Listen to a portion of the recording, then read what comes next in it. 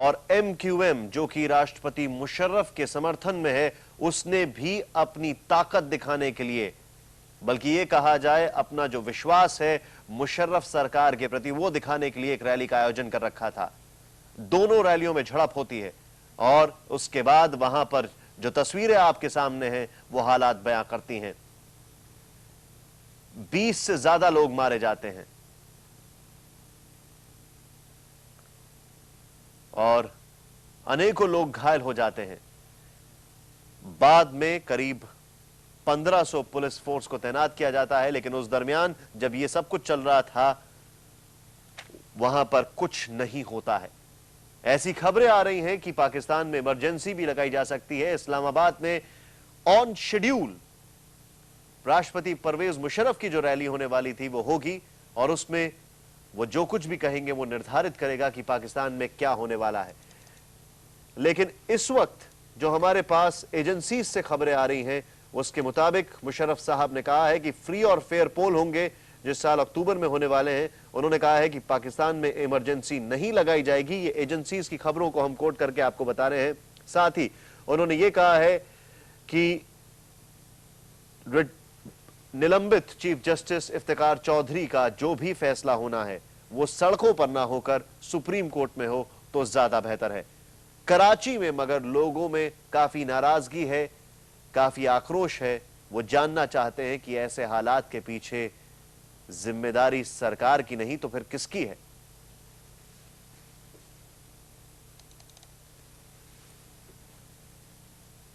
का तल्लक है तो शाम 6 बजे तक अब देख लेंगे कि कितने इस मुल्क के सरकारी मुलाजम है। आप उनकी तस्वीरें लें, कैमरे आपके पास हैं।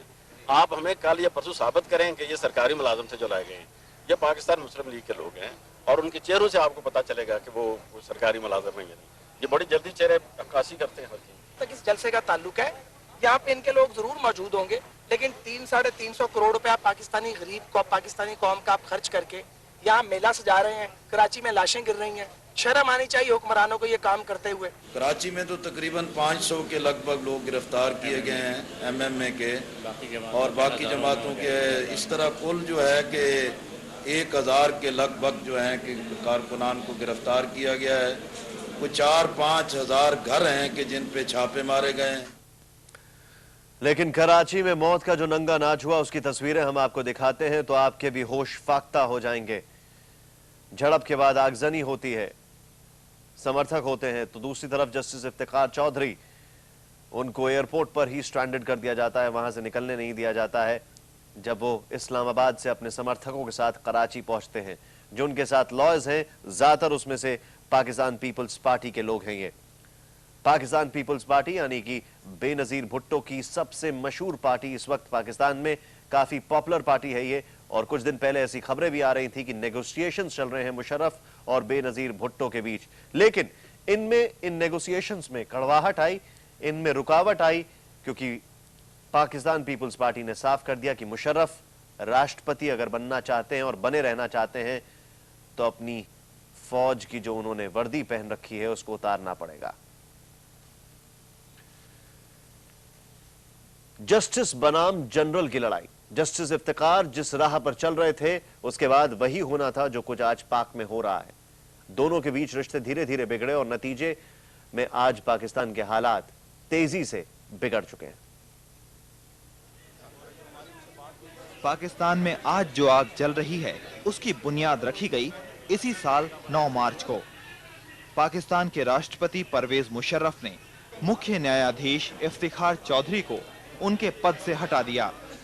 चौधरी पर आरोप लगा कि उन्होंने अपने अधिकारों का गलत इस्तेमाल किया है और उनका रवैया ठीक नहीं। लेकिन चौधरी ने भी मुशर्रफ से दो हाथ करने की ठान ली। उन्होंने इस्तीफा देने से साफ इनकार कर दिया। इतना ही नहीं, उन्होंने राष्ट्रपति परवेज मुशर्रफ से खुद को हटाने के कारण बताने को कहा। इस पर जस्टिस को नजरबंद कर दिया गया। दोनों की लड़ाई पुरानी थी। कई ऐसे मौके आए जब जस्टिस इफ्तिखार ने मुशर्रफ के कहे को मानने से इनकार कर दिया। कहा जाता है कि चौधरी मुशर्रफ से गलत निर्णय पर हमेशा सवाल उठाया करते थे, जिस पर मुशर्रफ और उनके रिश्तों में खटास बढ़ती गई।